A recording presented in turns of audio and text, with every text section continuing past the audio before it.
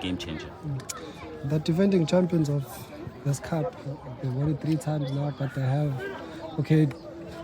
disappointment in CAF, but they also have a Soweto Derby that's on the horizon.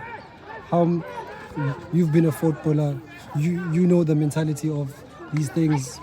Do you expect the CAF journey ending to have any knock-on effect? I mean, they still have the top 2 to be able to compete for, and the Nedbank Cup as well. Do you expect a knock-on effect? To be honest, losing in the manner that they lost yesterday, it really can take a toll on you. I know people expect them to just shake it off and then refocus their energy on the upcoming fixtures. But truth be told, sometimes it takes longer from player to player. I just hope, because this would have been a history made for all South African, not only them, to have both Sundowns and Chiefs in the final of CAF Champions League. Like, it would have been a history. And I believe they have a good coach. They have a good technical team that will try everything in their power to make sure that they forget about it and quickly refocus their energy on the upcoming derby. It's not only one derby that they're facing, it's both on the 3rd and the 10th, and they're playing for two different trophies. So I believe they will be, but the only time I will know if they really manage to put it behind them, it's on the 3rd when they play Petway Premiership. The one team that you're speaking about that's going to be playing Pirates is Chiefs. Mm-hmm. Also, one of the derbies, the Nedbank Cup final. How important would it be for them to close the season where Nabi was criticized, where the team has been criticized a lot, with a trophy? Because obviously there's that mental thing. Some do even speak Uguti. Sometimes it's the performance can be affected by that mental, I don't know how to call it, but that mental aspect of it. Yeah, that mental thing, heaviness in the mental, in the mind, criticism and stuff. Would it change maybe how Chiefs come back next season? You want to know what do I think about Chiefs' position? Yeah. I mean, how important would it be, for them next season, maybe to come back a better? Oh, Kaizer Chiefs. Yeah. Okay. Remember, you're talking about two teams that I'm playing for. So I'm not sure. For Kaizer Chiefs, first of all, it's very important for them to make sure that they win and make it into top 8, of which they missed out the last season. It wouldn't be a good picture for them to miss out in 2 consecutive years, of which we know how big of a brand Kaizer Chiefs is, and they will want to find themselves being part and parcel of MTN 8. And with Coach Nabi, there's a lot that he needs to do. First of all, people always come to us and ask us, what's so different with this current squad of Kaizer Chiefs as compared to the times when you guys were there? It's simple. I was fortunate enough to get to Kaizer Chiefs when there were leaders. You look left, you see a leader. You look right, there's a leader. People that have played World Cup, people that knows how it feels to win a trophy. And as a youngster, when you come into such team, it's so easy for you to be to fall into their mentality, to do things the way that they do. Unfortunately, at Kaizer Chiefs, there's a lot of talented youngsters, but some of them they haven't won a trophy, and it takes a lot from an individual to say, this is why I'm playing football, this is what I want to achieve, and therefore I'm going to do this. So I think for Coach Nabi, he just have to trust the process.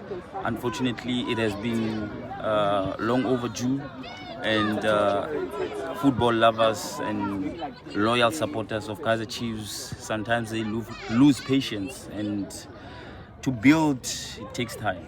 it's not an overnight thing. So I still believe that Kaizer Chiefs will come back, because when Kaizer Chiefs wins, you know, like our country become nice.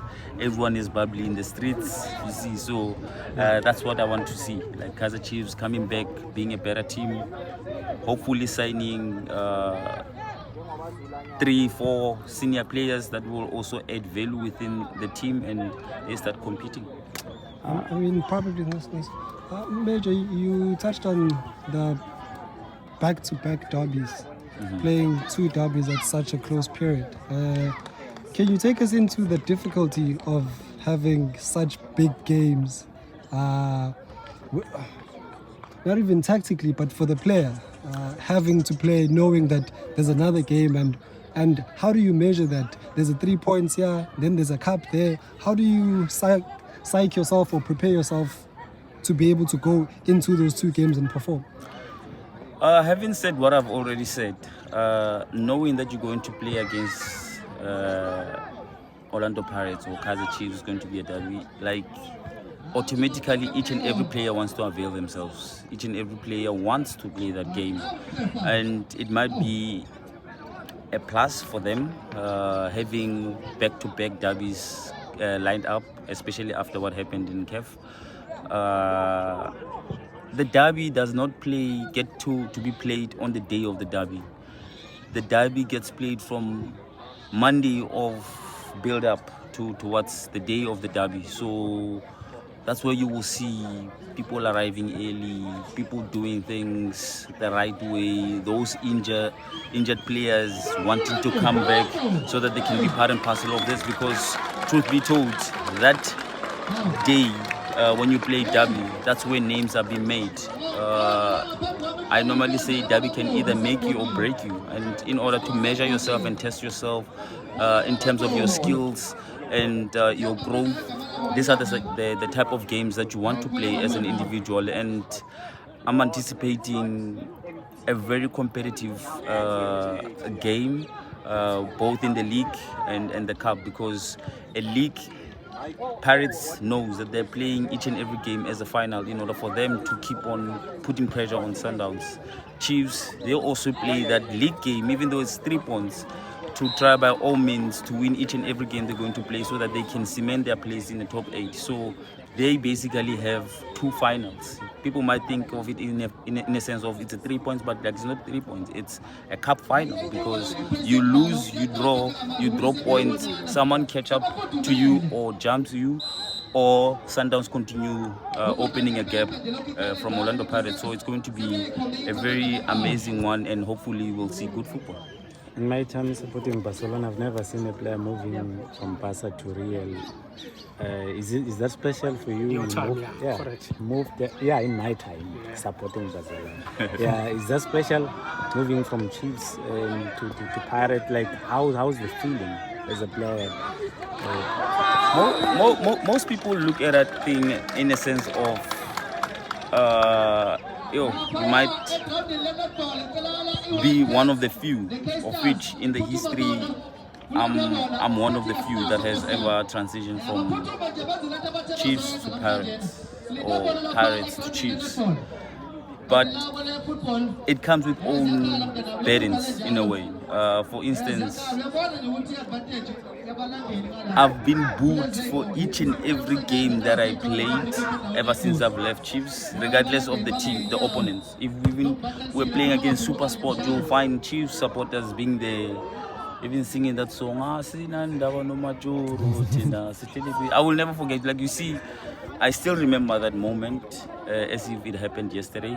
But I'm grateful in a sense of it showed me how strong I am. It showed me how determined I was in terms of my own craft and making sure that I perform each and every game that I was given an opportunity in Orlando Pirates. And I'm happy that it turned out the way that it turned out. I now have those that loves me when I used to play for Chiefs, and those who loves me when I played for Orlando Pirates. And that now that I'm sitting here without a team, I reflect and I say thank you, God, for giving me this opportunity.